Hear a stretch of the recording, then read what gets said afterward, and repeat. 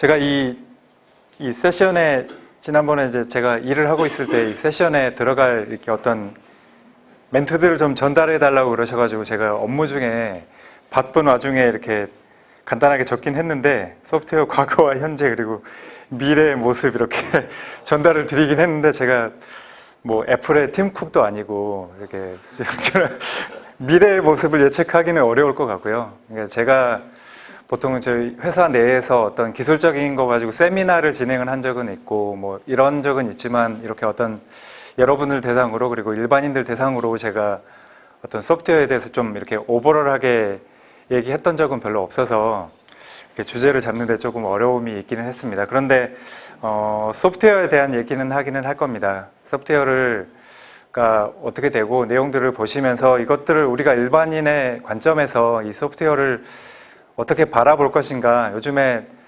참 많잖아요. 새로운 용어들도 많이 나오고 새로운 기술들 이런 것들이 계속 변화하고 있는데 우리가 이것들을 다 이해할 수는 없잖아요. 그래서 이것들을 어떻게 바라볼 것인가, 어떻게 바라보면서 이해를 하고 크리스찬으로서 뭐 또 여러분들 뭐 우리 사역자로서 그리고 어떤 선교를 생각하시는 분들의 입장에서 이 소프트웨어를 어떻게 바라볼 것인가 그런 얘기를 좀 주로 하려고 합니다.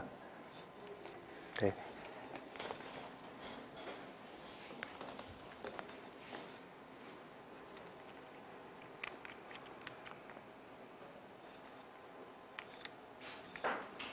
버스로 직접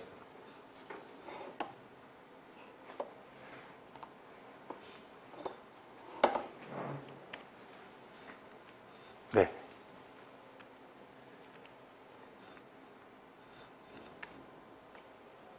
되게 화면이 작게 나오네요. 잘 안 보이시죠? 네. 여기 제가 뭐 하진 않고 예, 간단하게 방금 제가 자기소개를 해드렸고요. 저는 2006년부터 소프트웨어 엔지니어, 소프트웨어 개발자로 일을 했습니다. 관련했던 분야는 여러분들 그 디지털 셋톱박스라는 것을 아시나요? 요즘에 방송, 집에서 TV 보실 때 디지털 방송을 수신하는 장비, 그런 장비를 개발하는 일을 꽤 오래 했었고요.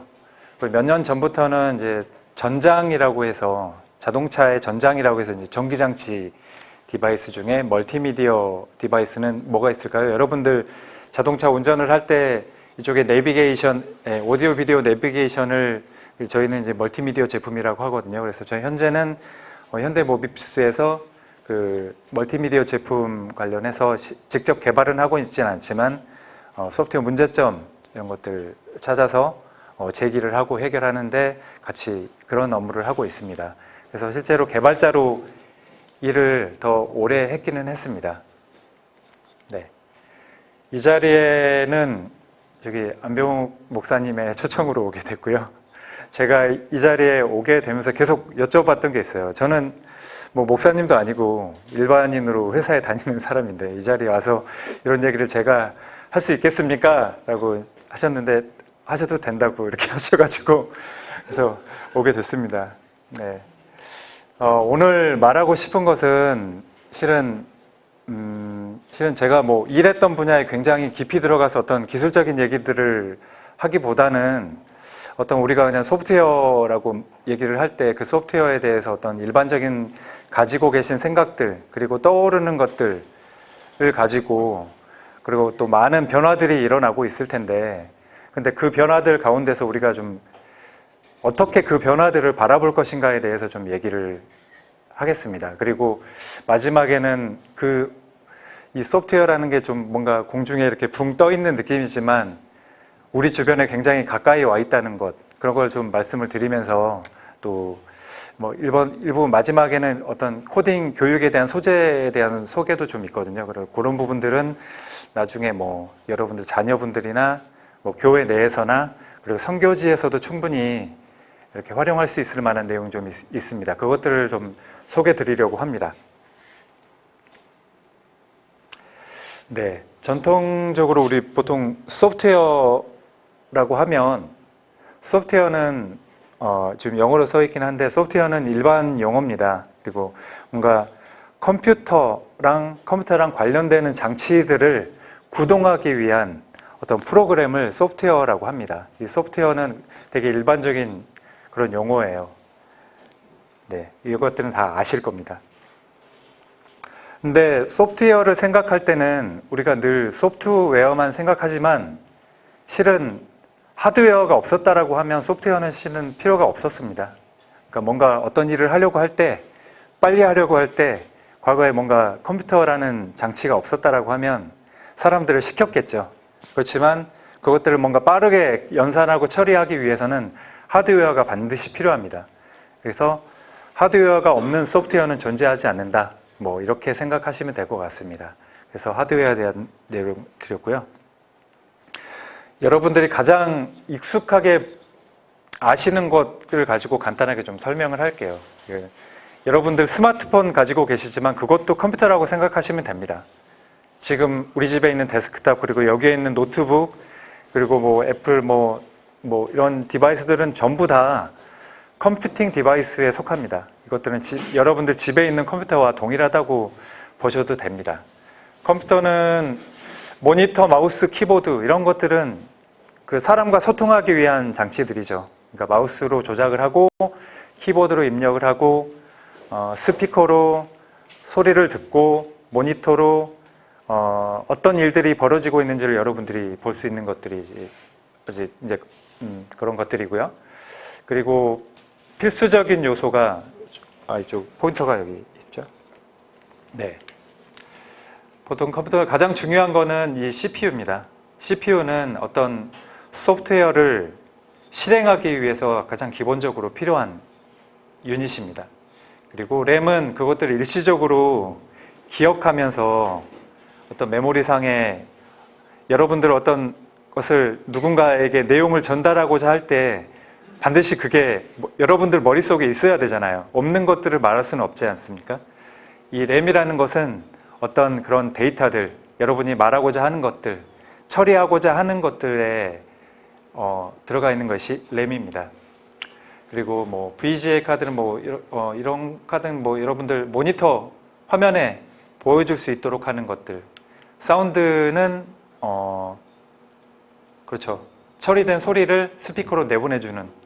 그리고 하드디스크는 기억 장치입니다. 저장 장치입니다. 여러분들 추억에 있는 그 생각들을 머릿속에 떠올리시지 않습니까? 이것들은 다 여러분들 머릿속에 하드디스크에 저장이 되어 있습니다. 그리고 뭐 여러 다른 물론 정기적으로 동작하는 장치이기 때문에 파워 서플라이가 필요하죠. 그래서 저희가 되게 익숙하게 보고 있는 이 컴퓨팅 디바이스의 얘가 이 컴퓨터가 되겠습니다. 지금 여러분들이 가지고 있는 스마트폰도 동일합니다. CPU가 있고 램이 있고 저장장치 하드디스크가 들어가 있지 않지만 플래시 메모리라는 디바이스가 들어가 있습니다. 그것들을 다 이걸 컴퓨팅 디바이스라고 합니다. 소프트웨어는 이러한 하드웨어 기반이 없으면 구동이 되지는 않습니다. 그러면 소프트웨어 종류에 대해서 제가 말씀을 드리겠습니다.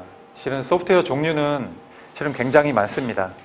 운영체제에서부터 미들웨어라고 부르는, 그리고 더 세밀하게 쪼갤 수 있는 그런 소프트웨어 단위가 굉장히 많이 있습니다. 좀 가장 쉽게 설명을 드리면 아까 말씀드린 하드웨어가 있습니다. 하드웨어는 아까 말씀드린 그 내용들이고요. 오퍼레이팅 시스템은 여러분들도 다 아실 것입니다. 여러분들 집에서 윈도우즈 사용하고 계시잖아요. 노트북 컴퓨터에 윈도우즈가 있고 애플의 iOS가 있고 여러분들 스마트폰의 안드로이드 오퍼레이팅 시스템이라고 볼 수 있습니다. 이것들은 여러분들이 직접 눈으로 볼 수도 있고 보이지 않는 것들도 있습니다. 그 위에 우리가 주로 보통 소프트웨어를 얘기를 하면 이게 소프트웨어구나 라고 생각하는 것들, 여러분들 스마트폰에 어플을 설치하고 뭔가 실행을 하고 그렇지 않습니까? 보통 소프트웨어를 생각을 하시면 보통 어플리케이션 소프트웨어를 생각을 하시게 됩니다. 이 어플리케이션은 어플리케이션의 종류는 게임이 될 수도 있고요. 여러분들 실행하는 뭐 엑셀, 파워포인트, 그리고 뭐 워드 프로세서, 그리고 뭐 그 인터넷 하실 때 브라우저 띄워서 보시잖아요. 그것도 어플리케이션 소프트웨어라고 합니다. 이 어플리케이션 소프트웨어는 저희 사용자와 직접 커뮤니케이션을 합니다. 여러분들이 직접 화면을 보고 입력을 하고 그것들을 보고 반응하고 여러분들이 직접 맞닿아 있는 부분이 이 부분이라고 생각하시면 됩니다. 보통 여러분들 어플 그렇게 얘기하시잖아요. 그게 다 어플리케이션 소프트웨어의 줄임말입니다.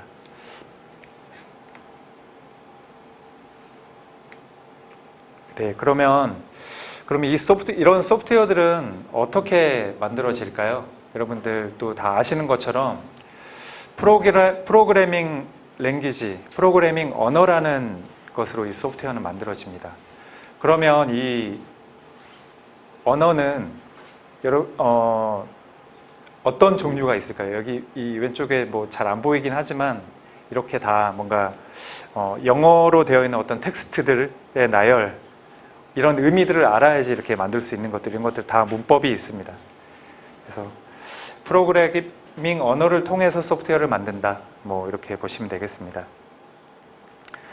근데 프로그래밍 언어는 굉장히 많습니다. 저도 이 중에 일부만 알고 있고 일부만 사용할 줄 압니다. 근데 요즘 시대에 이 소프트웨어 프로그래밍 랭귀지는 지금도 새로 만들어지고 있고 지금도 변화하고 있습니다. 더 쉽게 사용하는 방향으로 변화되고 있고 더 많은 하드웨어 플랫폼에서 사용이 될 수 있게끔 지금도 변화를 하고 있습니다. 그래서 지금 이 화면을 보여드리는 것은 프로그래밍 언어는 굉장히 많다. 그리고 네, 좀 이후에 또 추가적으로 말씀드리겠습니다. 네. 이게 간단한 영상을 잠깐 보도록 할게요. 네.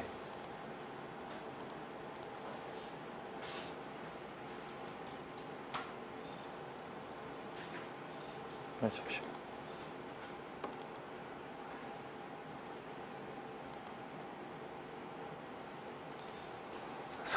혹시 소리는 소리는 뭐 들을 필요는 없는데요. 잠시만요. 이게 제가 이쪽에서 실행을 하고, 네.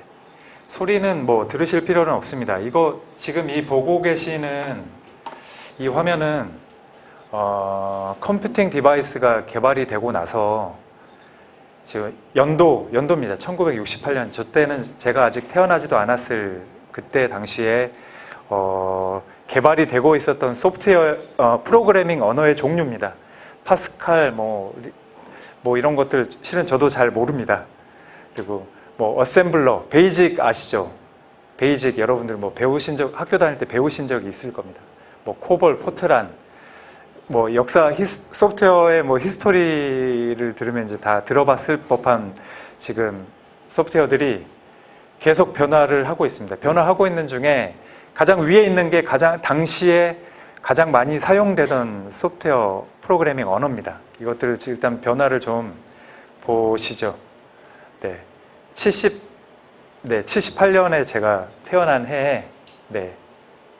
제가 주로 많이 사용했던 C 언어가 저렇게 올라가고 있어요. 그쪽을 지금 잘 보고 계시면은 저렇게 뭔가 C++이라는 새로운 언어가 또 생겨났습니다.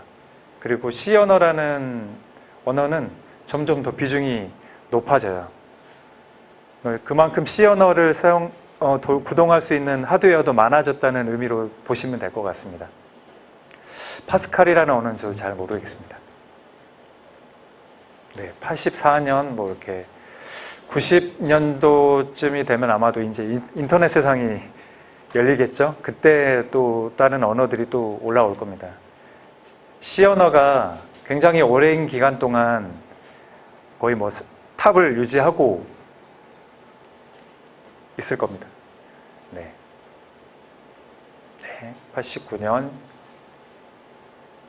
이제 90년이 되고 비주얼 베이직이라는 것도 마이크로소프트사에서 만든 것들이 생겨나고 이제 얼마 있으면 네, 지금 펄이라는 스크립팅 랭귀지가 또 나타나고, 일단 제가 이것들 보여드리는 이유는 나중에 이제 설명을 하겠지만 하나하나에 다 관심을 두고 초점을 두실 필요는 없으십니다. 이런 변화들이 계속 일어나고 있었다, 여러분들 모르는 사이에 그걸 좀 보여드리고자 하는 화면입니다.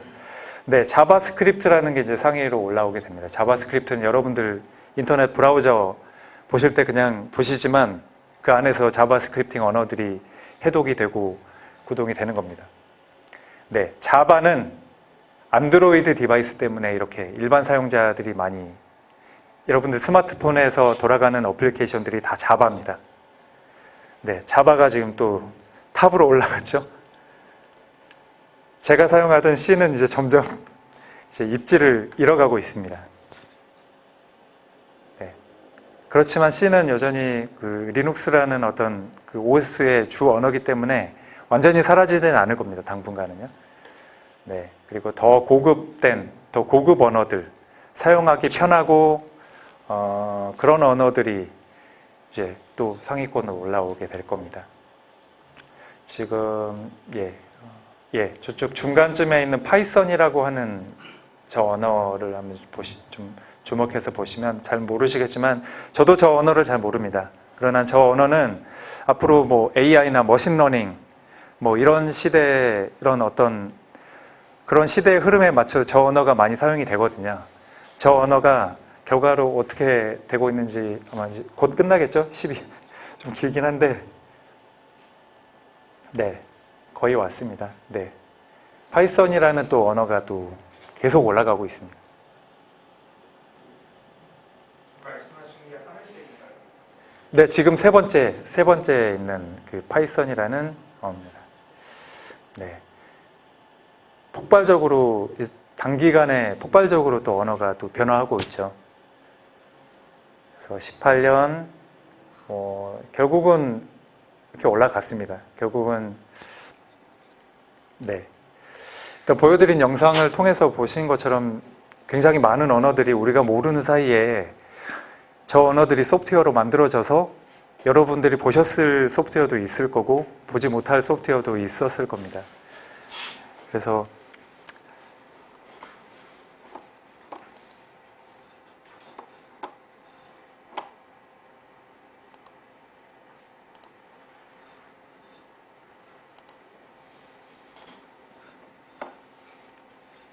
네,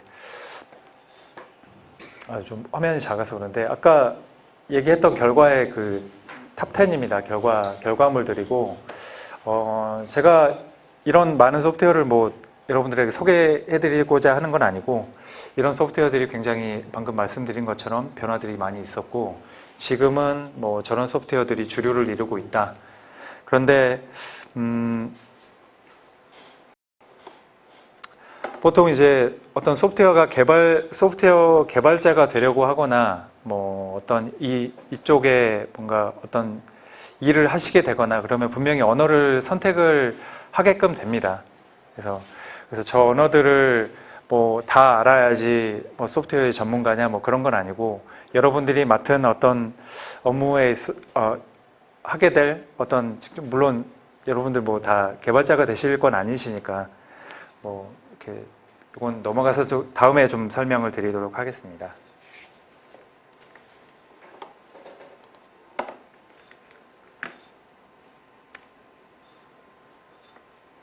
이렇게 좀 싱크가 잘 안 맞.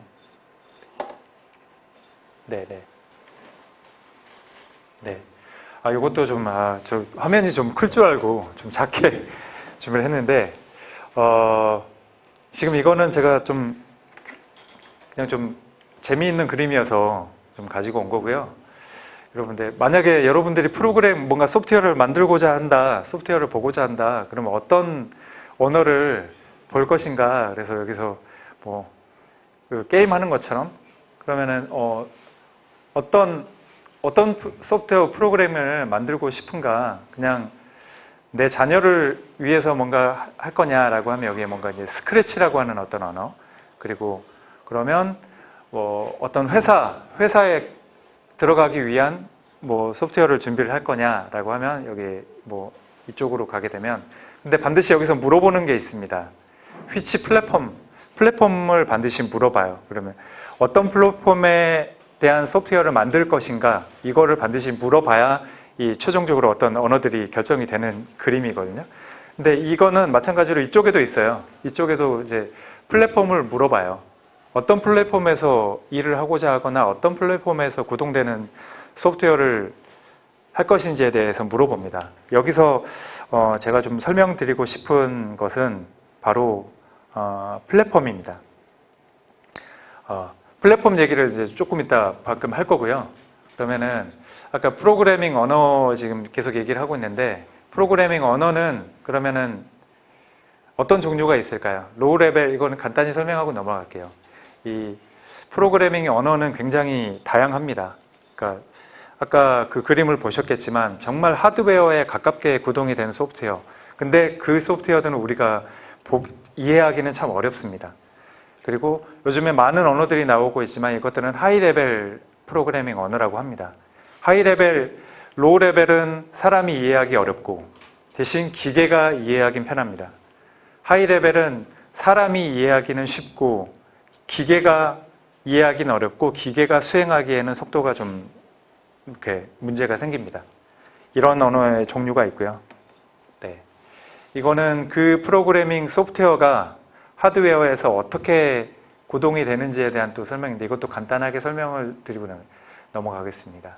어떤 소프트웨어를 예를 들어서 여러분들 C 배웠겠지만 C로 컴퓨터 소프트웨어를 만들었다라고 생각을 해보시겠습니다. 이건 실제 이 하드웨어에서 어떻게 구동이 되냐면 컴파일러라고 하는 어떤 그 번역가라고 생각을 하시면 될 것 같아요. 그러니까 C는 한 번에 소스 코드에 작성을 하고 얘는 번역가가 하나의 바이너리로 변환을 해서 한 번에 실행이 되는 이런 걸 컴파일러를 사용하는 소프트웨어라고 합니다. 그리고 인터프리터라고 하는 것은 여러분 통역사라고 생각하시면 될 것 같아요. 여러분들이 미국 사람하고 얘기를 하잖아요. 그러니까 저 있고 미국 사람이 있습니다.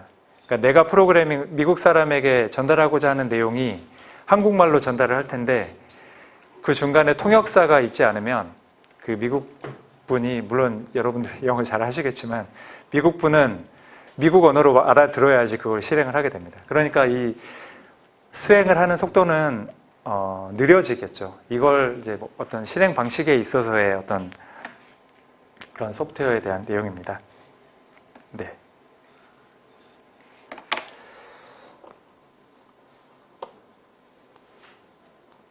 네, 이것도 영상인데 방금 설명드렸던 대한 내용에 대한 이 내용은 좀 넘어가도록 할게요.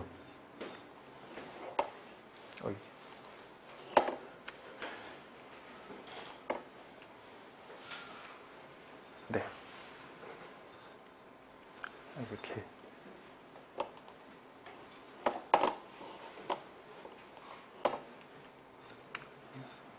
안 넘어가지?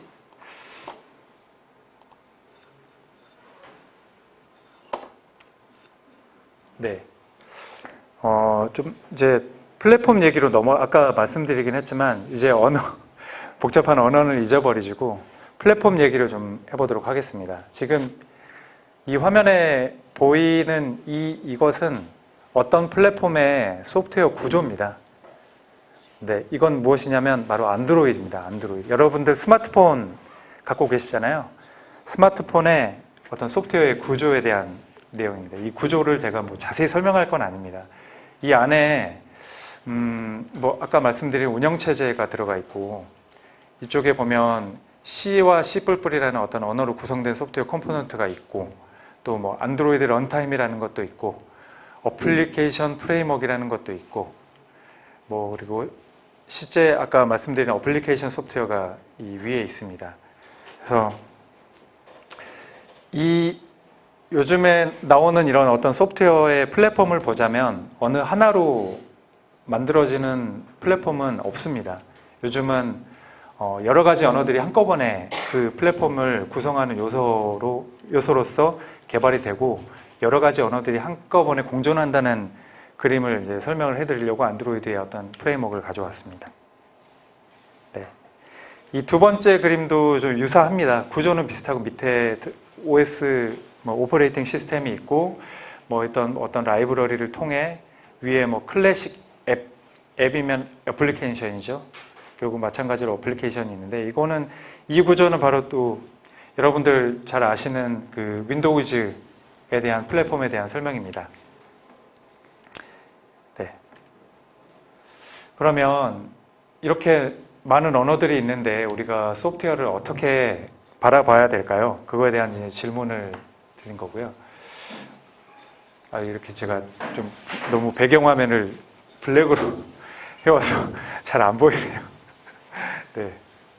소프트웨어 플랫폼은, 네, 플랫폼, 여러분, 플랫폼 아시죠? 플랫폼은 보통 기차역입니다. 우리가 기차를 타고 내리고 사람들이 왕래하고 그걸 보통 어떤 의미에서 플랫폼이라고 합니다. 플랫폼의 의미는 굉장히 좀 많아요. 비즈니스 영역에서도 플랫폼이라는 말을 쓰고 하드웨어를 만드는 곳에서도 하드웨어 플랫폼이라는 용어를 쓰고 소프트웨어에서도 소프트웨어 플랫폼이라고 얘기를 합니다. 소프트웨어 플랫폼은 방금 우리 이전에 보여드렸던 것처럼 그 소프트웨어의 큰 덩어리를 플랫폼이라고 할 수 있습니다. 이 플랫폼을 이해를 하면 여러분들이 소프트웨어를 조금 더 부드럽게 바라보실 수 있을 것 같아요. 어떤 소프트웨어를 생각하면 어떤 언어를 생각하고 복잡한 구조를 생각하고 그렇게 하기보다는 아까 안드로이드라는 플랫폼의 그림을 보셨잖아요.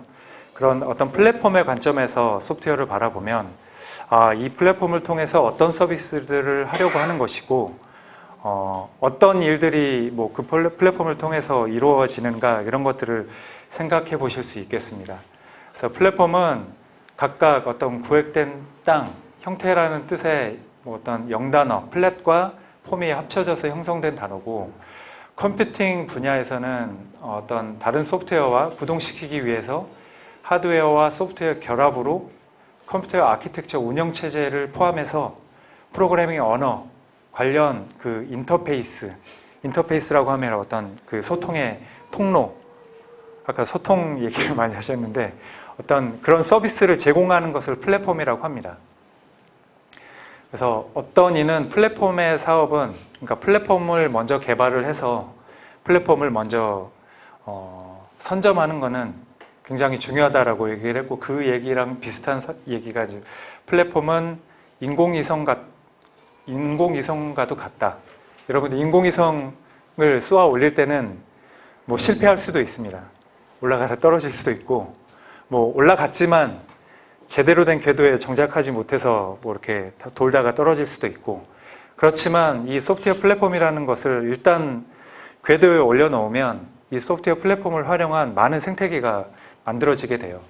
뭐 다 아시는 것처럼 지금 우리 스마트폰을 사용을 하고 있고 안드로이드 그리고 뭐 목사님 쪽에 애플 좋아하시겠지만 애플은 iOS라는 플랫폼이 선점을 하고 있기 때문에 수많은 앱 개발자들이 자바, 안드로이드 어플리케이션을 개발에 집중하고 있고 iOS 개발에 집중을 하고 있는 것입니다. 이것들이 굉장히 일반인들에게 많이 노출이 돼 있고 일반인들 거기서 굉장한 수익들이 나고 어떤 많은 일들이 거기서 일어나고 있기 때문에 이건 플랫폼은 굉장히 중요하다라고 할 수 있습니다. 네, 영상이 하나 더 있는데요. 이거 소리가 이건 나올까요?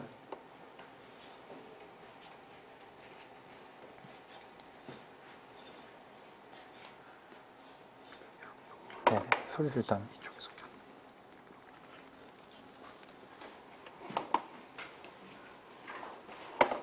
잠시만요. 이거는 하드를 설정을 건드려야 될 것 같은데요. 그래요. 네, 속성에서 네.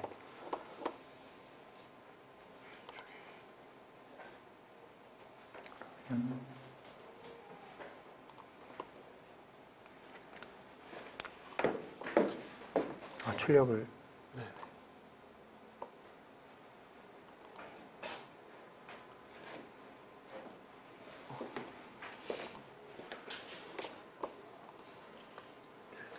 해놓긴 했는데요.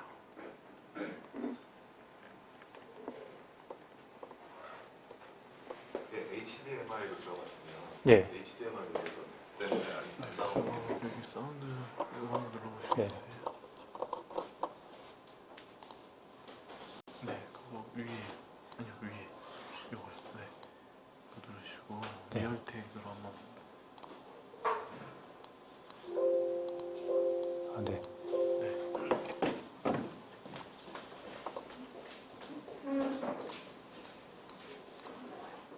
소프트웨어 개발자는 무엇이 생각하십니까?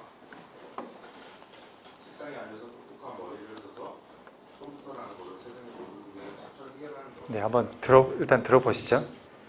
좀 재밌는 내용도 있고, 현재 그랬던 것 같습니다. 우리나라의 소프트웨어의 어떤 대한 얘기도 합니다. 통과 직종을 연상시키는 대표적인 3D 업종이 되어버렸습니다. 이상한 것은 미국에서는 소프트웨어 엔지니어가 몇 년째 최고의 선호 직종으로 뽑히고 있다는 것입니다. 이러한 상황을 정확히 이해하기 위해서 한국의 소프트웨어 산업 구조를 먼저 이해해야 합니다. 여러분은 소프트웨어 하면 뭐가 먼저 떠오르나요? 쉽게 떠올릴 수 있는 것이 주로 문서로 이루어진 업무를 전산화하는 소프트웨어가 아닐까 싶습니다. 이 소프트웨어가 하는 일은 업무를 보다 효율적이며 정확하고 생산적으로 개선하는 역할을 합니다. 공명 소프트웨어 산업이 다른 산업을 발전시키는 효과는 엄청납니다.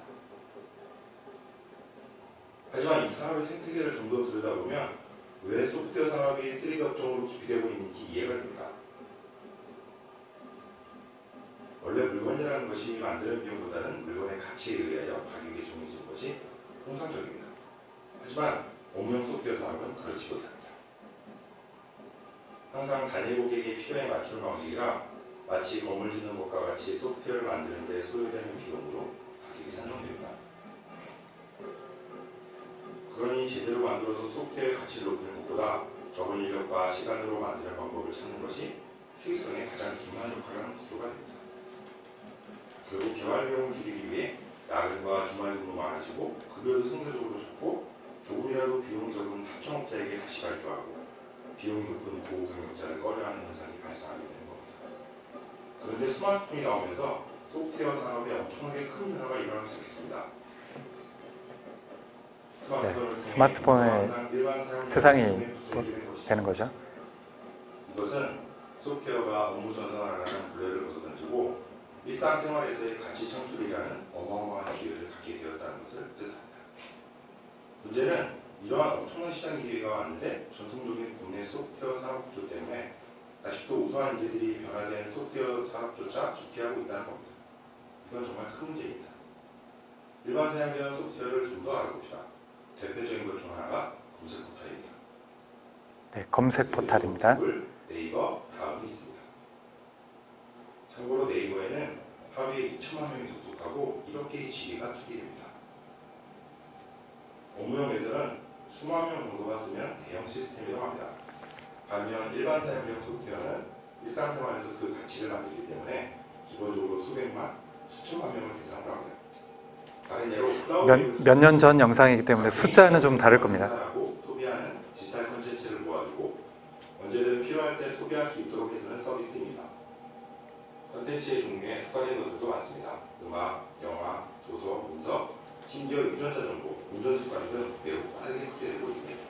장담하는데 10년 이내에 우리가 상상조차 하지 못하는 콘텐츠가 클라우드에 쌓이게 될 것입니다. 이렇게 모든 정보는 필요에 따라 분석되고 이를 통해 개인의 생활에 완전히 새로운 가치를 더하게 될 것입니다. SNS도 많이 쓰고 있습니다. 페이스북 사용자가 10억 명을 넘었습니다. 한국에는 카카오톡도 있죠. 현재 5천만 명이 넘게 쓰고 있고 하루에 30억 건의 메시지를 주고받는다고 합니다. 그런데 카카오톡 만드는데 얼마나 돈이 들었을까요? 4명에서 2달 개발해서 만든다고 합니다. 앞서 이야기한 업무 소프트웨어 산업으로 보면 굉장히 빨리 만들었습니다. 플랫폼이 없었더라 그러면 저렇게 빨리 만들 수는 없었을 겁니다. 이처럼 일반 사용자용 소프트웨어 가치는 개발에 들어간 비용과는 전혀 관계가 없습니다. 소프트웨어가 창출하는 가치도 가격이 산정되면 개발자의 가치도 그렇게 산정됩니다. 그래서 만들어내는 가치에 따라 개발자의 가치도 무한히 커질 수 있습니다. 온라인 게임도 일반 사용자용 소프트웨어의 대표적인 예입니다.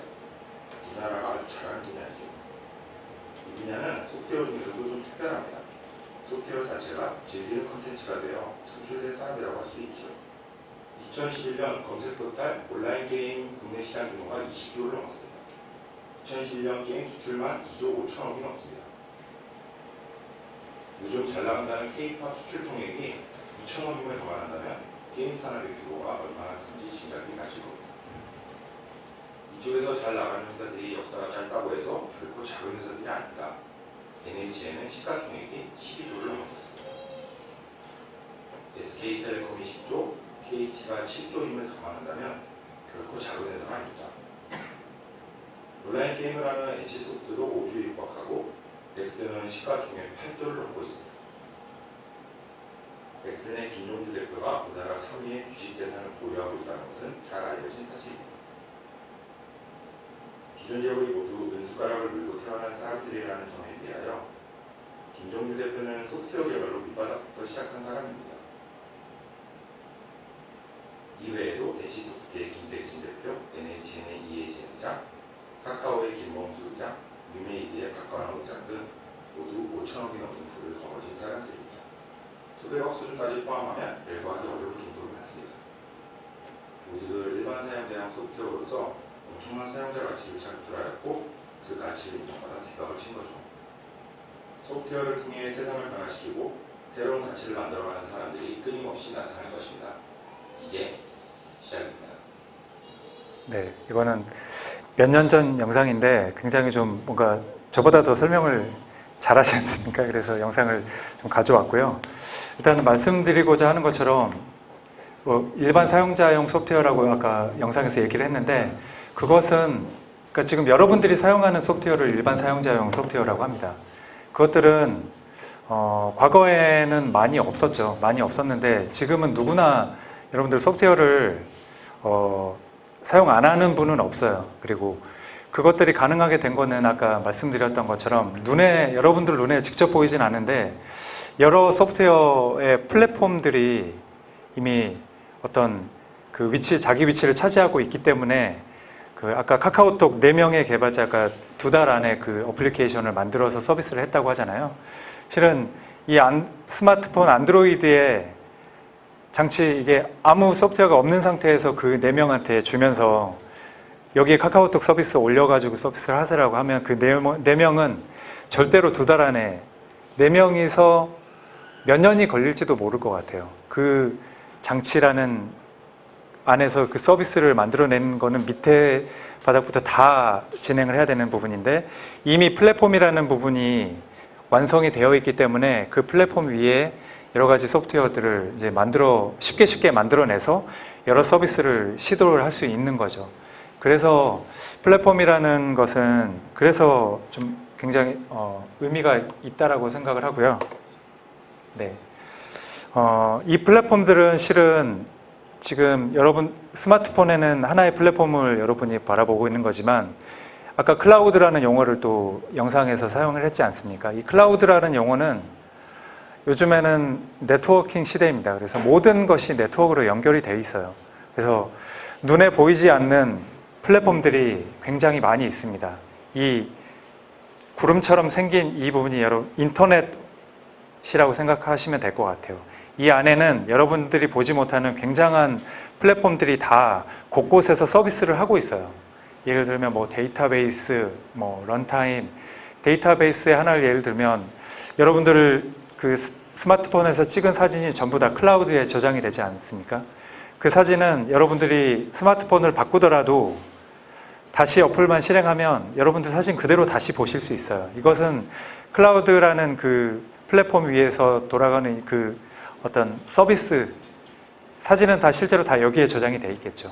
그리고 어떤 뭐 예를 들면 날씨 예측이나 뭐 여러 가지 요즘에 슈퍼컴퓨터 얘기를 많이 하는데 슈퍼컴퓨터는 뭐 단일 컴퓨터지만 클라우드에서 여러 하드웨어가 동시에 연산을 같이 진행을 할 수 있습니다. 그런 경우에는 굉장한 연산 속도 서로 도와가면서 굉장한 그 연산 속도를 같이 진행을 할 수 있겠죠. 뭐 그런 플랫폼에서부터 뭐 여러 가지 이런 서비스들 그리고 이런 모든 플랫폼이 인터넷 환경에서 모여 있는 이런 서비스를 클라우드 플랫폼이라고 생각을 하시면 될 것 같습니다. 이런 관점에서 여러분들이 뭔가 앞으로 뭐 새로운 용어들이 많이 나오지 않습니까? 예를 들면 뭐 블록체인이나 뭐 AI, 뭐 머신러닝, 그래서 뭐 기계가 뭐 엄청난 속도로 사람의 뭐 AI를 대체하고 이런 경우도 실은 이런 용어들은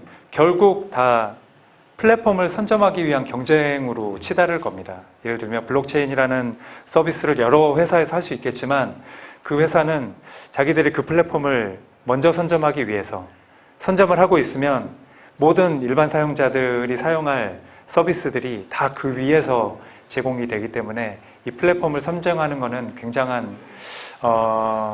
굉장히 중요한 일이고 앞으로의 소프트웨어의 흐름도 말씀드린 것처럼 이 소프트웨어 선점을 하기 위한 어떤 소프트웨어 흐름이 될 것이다. 뭐 이렇게 해서 소프트웨어 플랫폼을 바라보는 관점으로 소프트웨어를 바라보면 좋겠다라는 얘기를 여러분들 별거 아니지만 굉장히 긴 시간 동안 한 것 같아요. 그래서 네.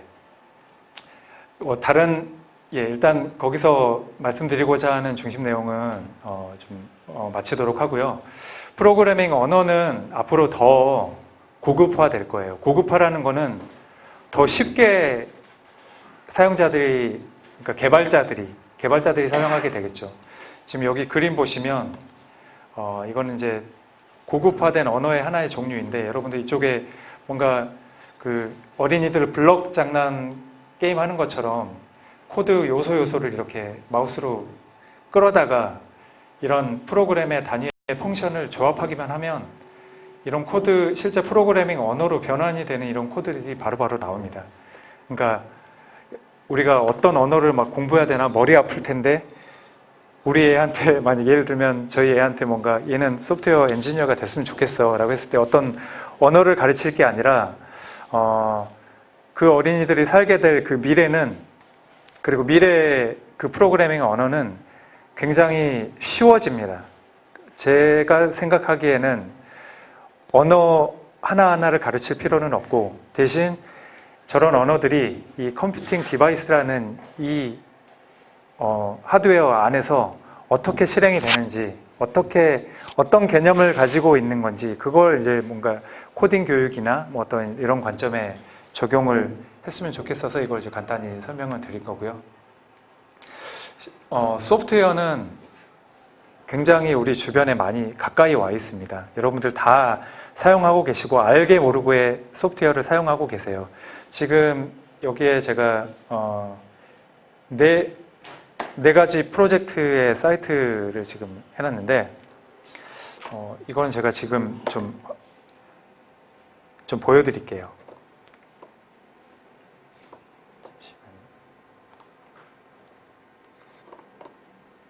네. 방금 말씀드린 그 code.org라는 이 미국에서 만든 사이트가 있습니다.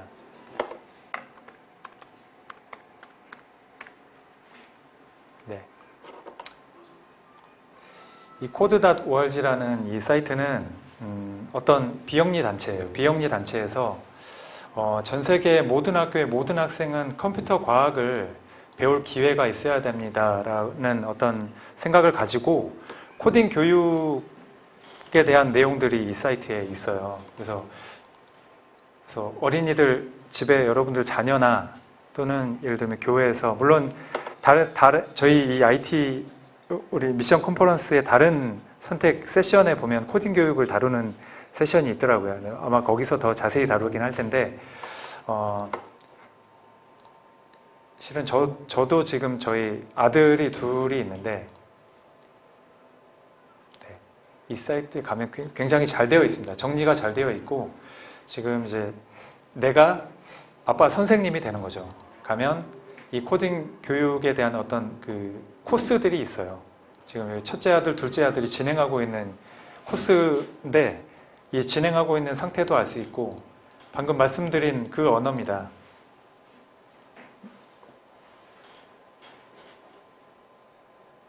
이거 말고 코스 좀 쉬운 걸 보여드릴게요.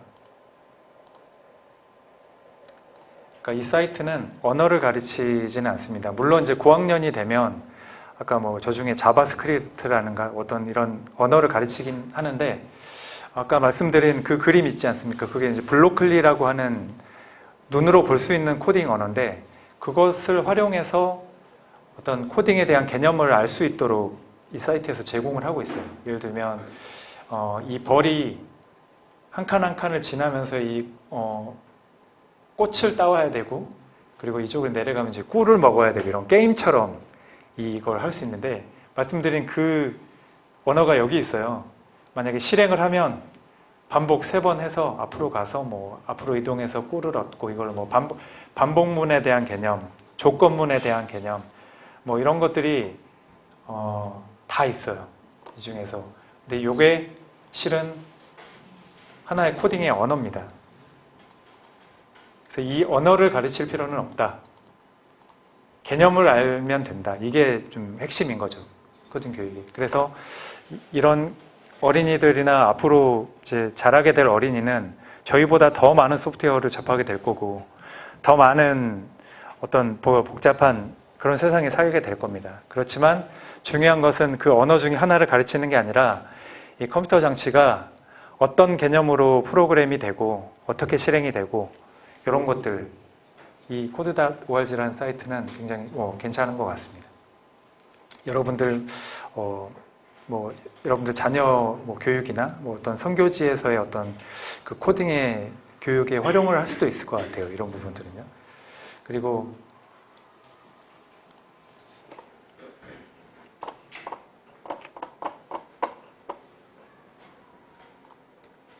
또 설명해 맨 위에 있는 라즈베리 파이라는 것은 뭔가 하드웨어 플랫폼을 제공을 하는 겁니다. 이 라즈베리 파이는 여기도 마찬가지로 비영리 단체에서 어떤 아주 작은 컴퓨터예요.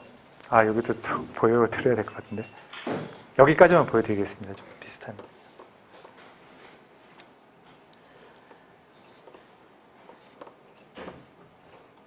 네, 조금 더 쉬운 걸로.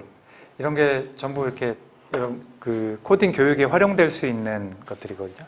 라즈베리 파이는 하드웨어 플랫폼을 제공하고 아주 작은 컴퓨터 같은 것을 제공을 합니다. 근데 거기 안에서 실제 하드웨어를 가지고 어떤 프로젝트를 수행을 할 수도 있고 그 안에서 지원되는 언어 아까 말씀드린 파이썬, C나 자바 이런 고급 언어들을 굉장히 데스크탑 수준으로 해볼 수 있는 게 라즈베리 파이고요.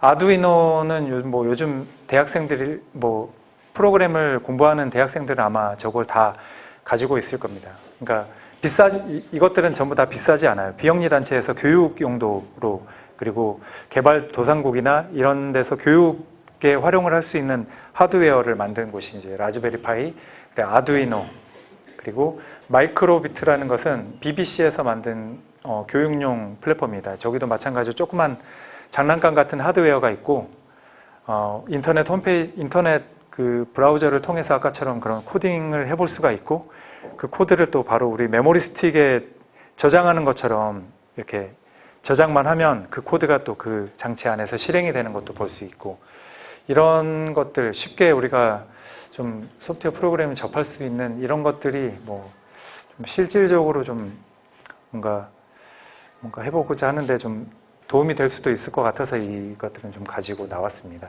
네. 그래서 이거는 필요하다면 나중에 목사님 통해서 어떻게 좀 공유해드릴 방법이 있다면 이렇게 공유해드리도록 하겠습니다. 별거 아닌 내용을 굉장히 길게 오랫동안 붙들고 설명한 것 같아서 좀 죄송스럽긴 한데요. 혹시 질문 사항이나 저에 대해서 또 궁금하신거나 엔지니어의 목사님 소개는 하셨지만 우리 엔지니어의 삶을 살면서 이렇게 좀 삶을 좀 나누고자 했는데 아직 그 부분들 좀 못했으니까 혹시 궁금하신 거나 여쭤볼 내용들이 있으면 여쭤보면 네. 질문 있습니다. 네. 제가 좀 더 이제 프로그램을 해가는 시대가 되어가는 경향이 있잖아요. 네네. 지금 아무래도 현직에 계시니까 그래서 더 궁금해서 여쭤보는데 네. 현직 있으면 아무래도 우리나라 현대차 쪽에 네. 좀 더 프로그램 쪽에서 선구자 쪽이 아닐까 싶은 생각이 들어서요. 네네. 현장에서는 그 프로그램에 대한 인공지능이 어느 정도 실은 질문 주신 것처럼 네, 현대 모비스 정도면 실은 좀 굉장한 어떤 설계 능력, 소프트웨어 그 설계 능력을 가지고 있는 회사긴 한데 아직 저런 그런 어떤 프로그래밍을 하는 데 있어서 어떤 그런 자동화되거나 아까 이렇게 AI 말씀 네, 코딩 분야에는 여전히 사람이 직접 하고 있습니다. 네.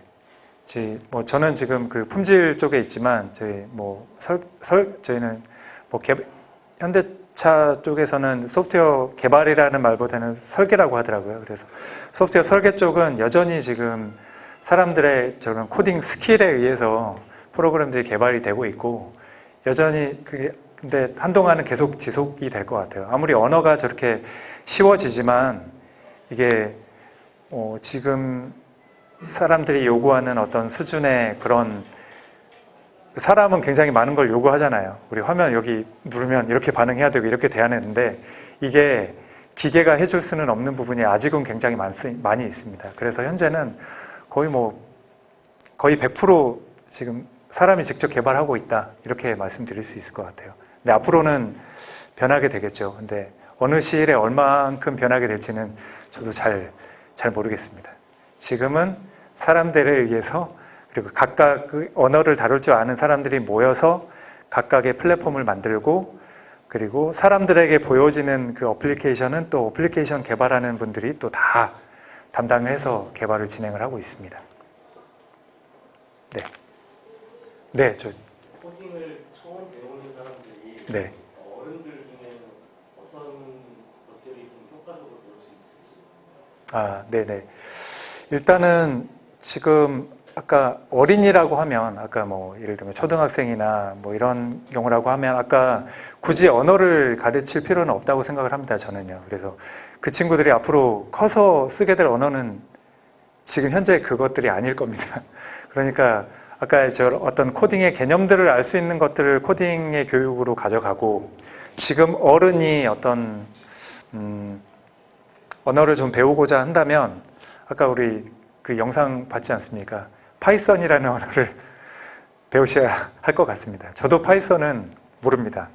근데 이 파이썬은 아까 말씀드린 것처럼 AI나 어떤 이런 그 클라우드 환경에 좀 적합한 언어고 거의 모든 플랫폼 아까 그 라즈베리 파이 보여드렸고 BBC 이런 것들 보면 그 아까 블로그로 이렇게 끌어다가 할 수 있게 프로그래밍도 할 수 있고 사이트에 가보시면 파이썬으로 프로그래밍을 해볼 수 있습니다.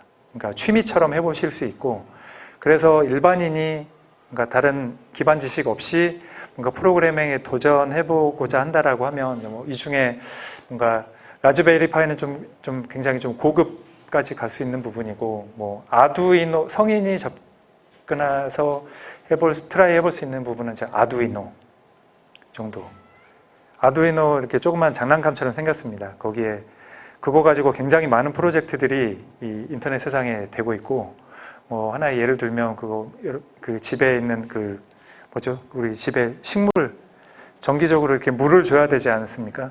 근데 그 장치에 프로그램에 자기가 해놓는 거예요. 하루에 한 번씩 몇 초 동안 이 밸브를 열어라 이렇게 프로그래밍 해놓고 그거 같이 연결된 장치들 이렇게 연결을 해주면 자기가 프로그래밍 해볼 수 있어요.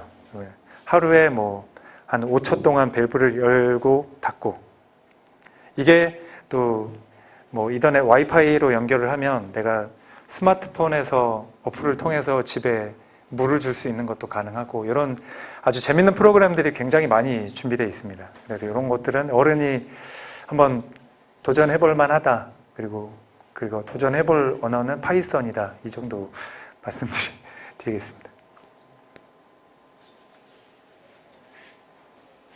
네, 혹시 또 예. 네. 제가 마무리. 목사님 한 말씀 하시고. 네네. 다른 질문 없으시면 이걸로 저는 마치도록 하겠습니다. 감사합니다.